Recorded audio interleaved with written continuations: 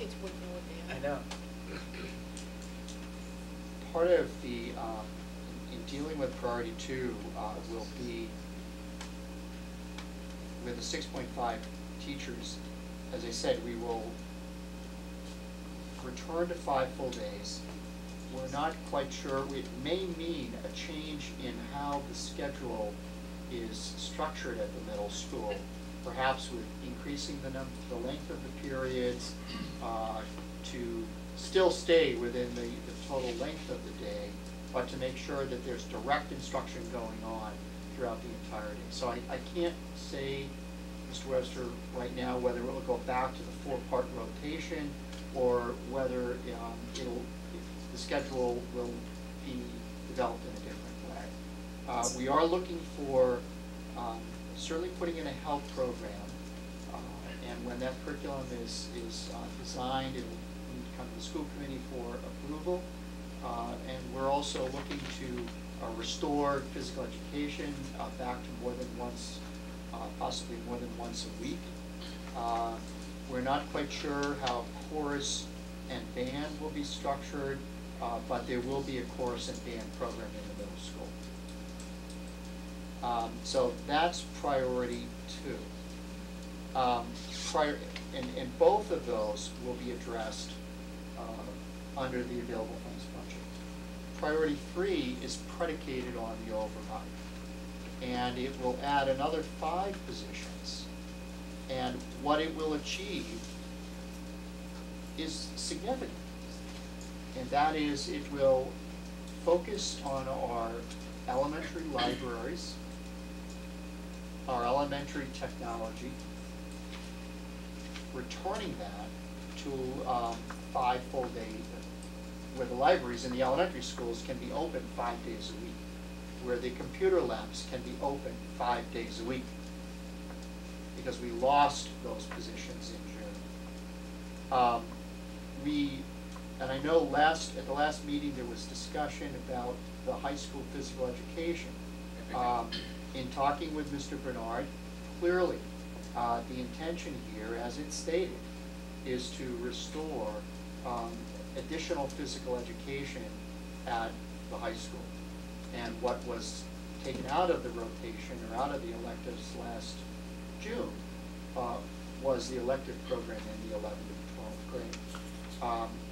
I am speaking with Mr. Bernard about the possibility of making some scheduling changes that would allow physical education to be offered perhaps during the power block as a way to get a little more flexibility in how we can run that schedule.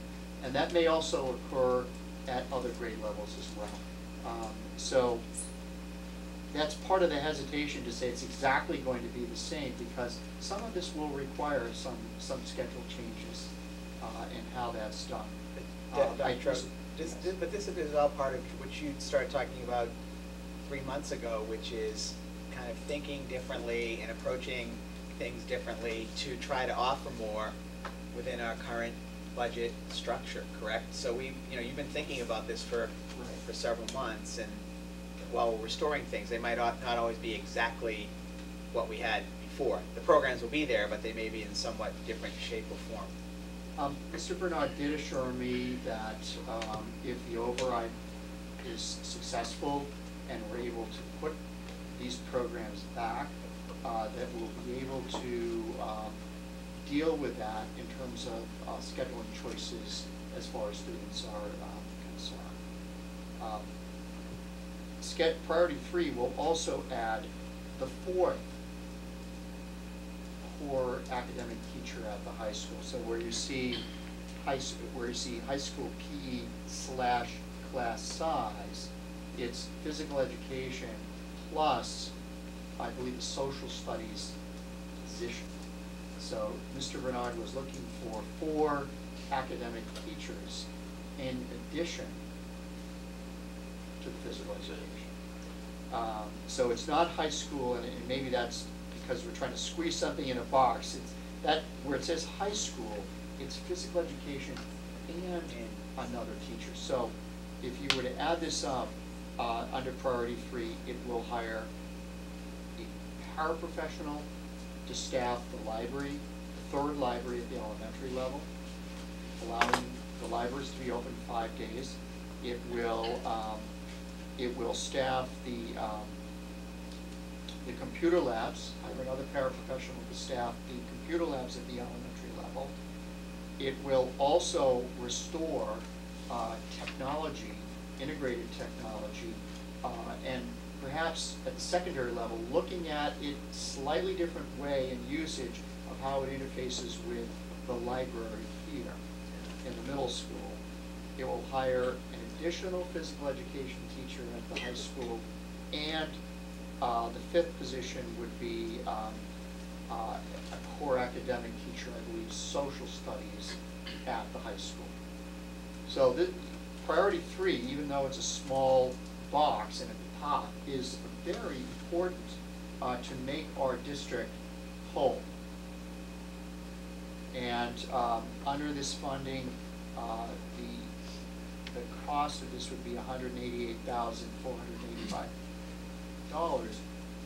plus any benefits that would be associated with those additional 5 positions. And that would be the school district's portion of the override. As you were talking, David, it struck me that, yes, it's high time that technology was integrated more into the classrooms, particularly at the secondary level, but it's even time to start thinking about doing it more in the late elementary level. It's amazing how many computer skills the young people already have by then. I think that would take another investment in technology, but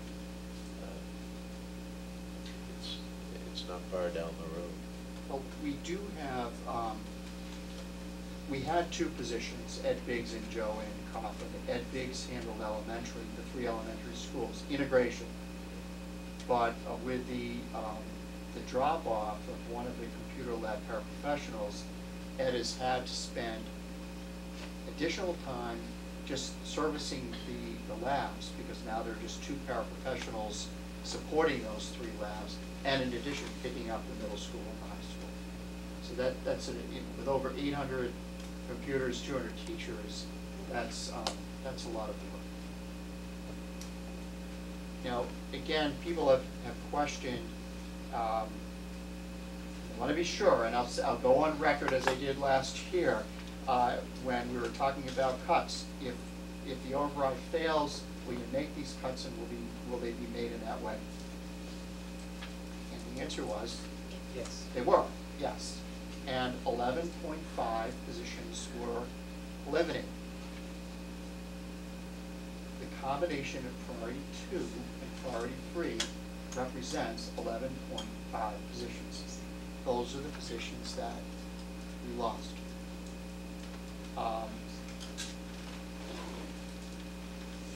The difference is that between the available funds budget and is that we only get halfway there, a little more than halfway there. The override returns us to where we were last June, and in fact, with priority 1, where we should have been based on the failed override last year, and the growing enrollment over the last 4 years. So it gets us to where we need to be. Comments or questions? David, when do we start kindergarten enrollment for next year? That's done. Do we, what do the numbers look like? Do we, because I remember, wasn't it this year we had a much larger class, or the year before than expected? We're actually, we're a little bit higher than what was projected.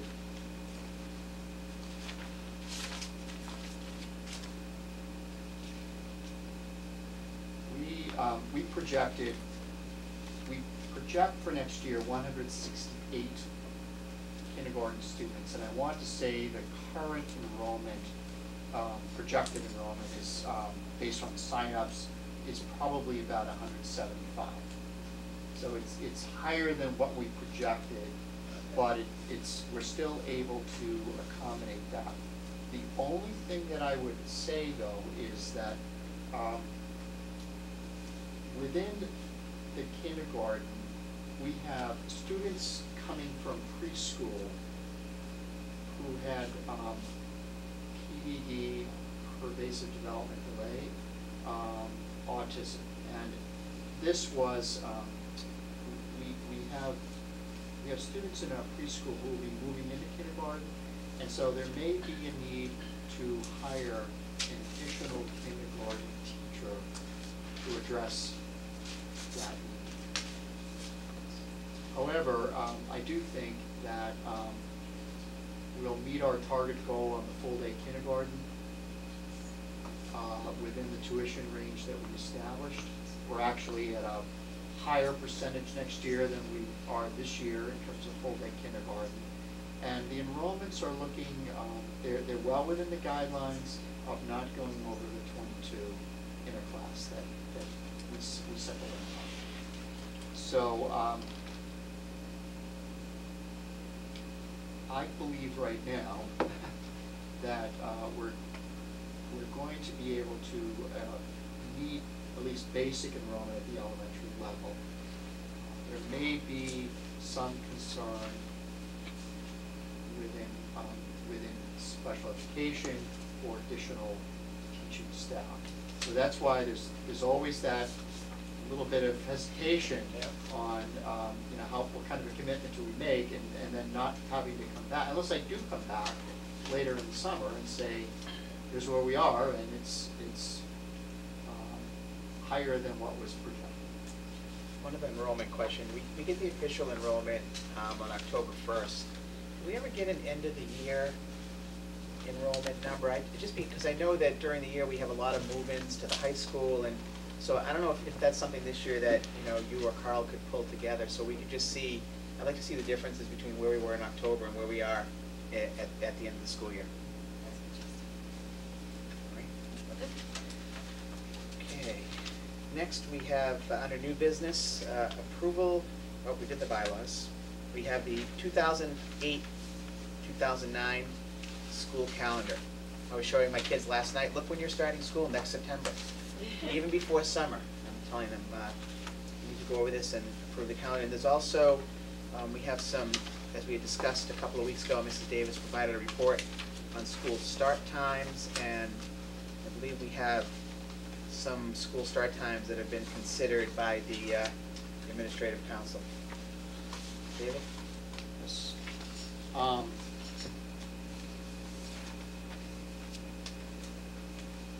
So the school calendar for 2008-2009 is somewhat of a return to a more traditional school calendar for North Reading.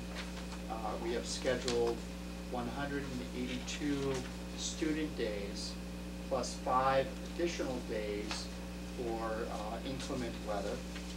The first day of school will be on Wednesday, September 3rd. Staff will report one day earlier on September 2nd because the staff year is 183 days for teachers.